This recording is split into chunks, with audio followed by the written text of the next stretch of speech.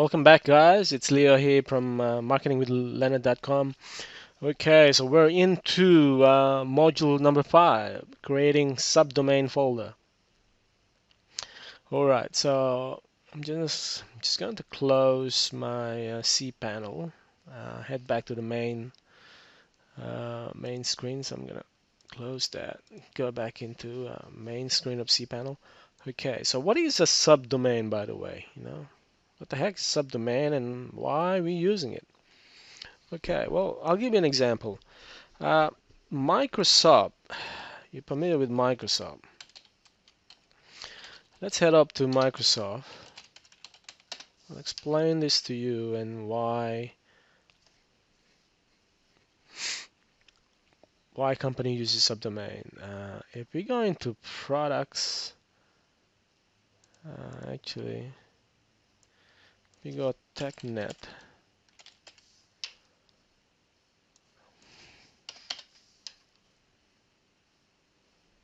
Okay. So the root, okay, so I'm gonna explain to you what is subdomain and why company uses subdomain. Microsoft.com is the parent domain here. This is the domain that we're looking at. Okay. Now they created a subdomain TechNet. Okay. Now this EU, I beg your pardon, EN. So it's Microsoft.com/EN-US/. Okay. That's just telling you that it's a Microsoft and the English is USA. Now that could change if you're in England, in India or Philippines, for instance.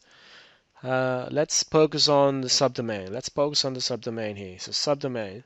As you can see, Microsoft here created a subdomain of Microsoft.com and they name it TechNet.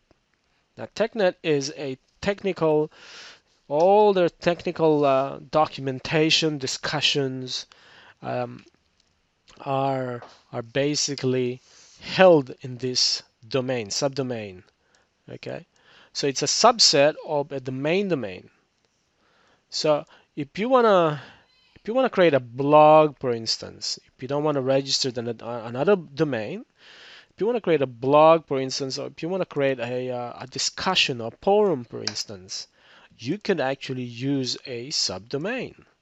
Okay, you can, rather than creating creating a / a page here like forum, for instance, or blog or discussion, you can actually create a subset of your main domain and call it as a blog.microsoft.com, and that is a subset of the main domain, and you can build a web page from there. Okay, a site. You can build a site. It's an entirely different site, but it's a subdomain of the main parent domain, which is the Microsoft. So as you can see, this example here of TechNet, that Microsoft.com is a subdomain of a Microsoft.com website. And as you can see, they built another website here, around the Microsoft. Okay, and they put, you can see there's a lot of there's tons of information here. There's a blog, there's a forum, support, downloads, and a lot of stuff. Okay, they don't wanna mix this up with their main domain, which is primarily a sales page, for instance. This is more a technical page. This is a technical page of Microsoft.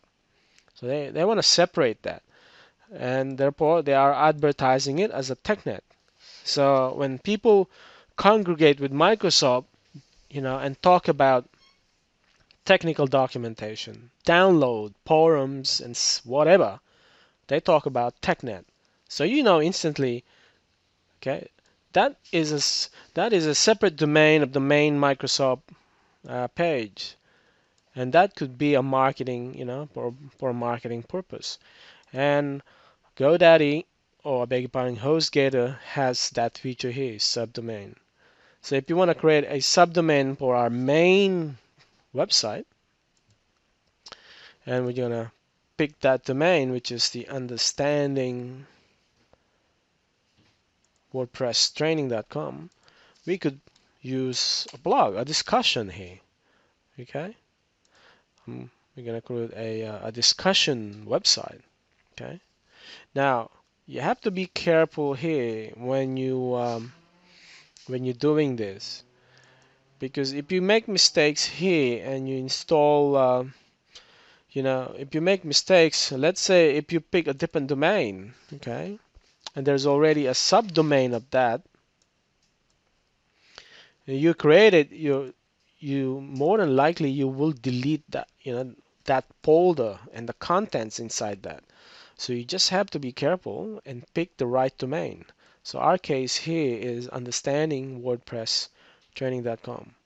Okay, that's the reason why there's a subdomain there, which we can create a subdomain and add it in as a subset of the main domain, the parent domain. And here we can just simply create the subdomain.